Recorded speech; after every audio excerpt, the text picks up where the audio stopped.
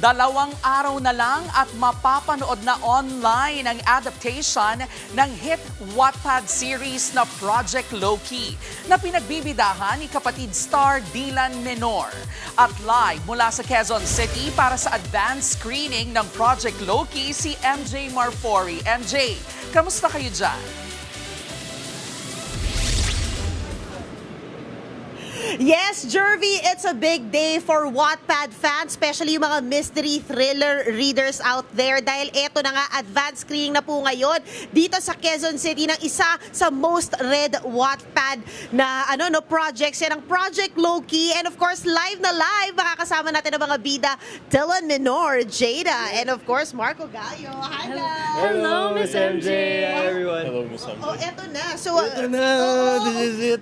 are you ready for your close-up, Dylan?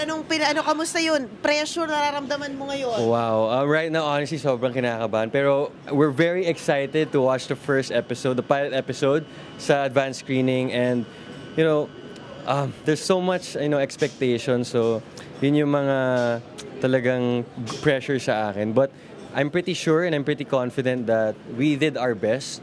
Each cast, each crew, lahat, directors, production, we did our best and we gave our best. So that's what I'm happy gusto about. nating marinig kasi Yes. talagang yung ang dami na pong fans sa kaabang dito sa labas. And let's talk about that dahil nga 90 million reads, over 90 million reads etong Project Loki, from the Wattpad readings to the screen. Jada, ano nga asahan nila?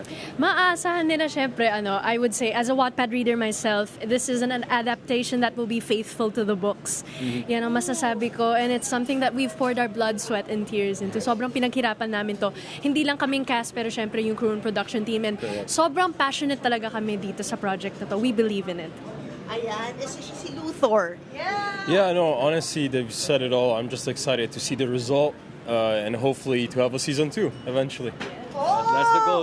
That's the goal. Nako, magdilang anghel kayo, mukhang matutupad yan. But now, guys, please invite everybody. Kailan na ba mapapanood ang Project Loki? Of course, Project Loki will be streaming on Viva One and Signal Play this February 21. 21. Ngayong Sabado na po. Sabado na, it's a date, guys. Yes. It's a date. It's a date.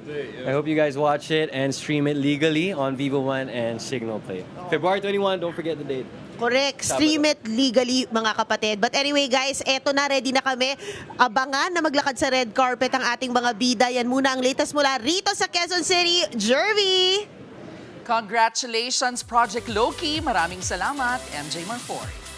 Mga kapatid, Jervy Wrightson po. Eto na nga. Para sa latest showbiz news at iba pang kay-alaman, mag-follow at mag-subscribe na sa social media pages ng News 5.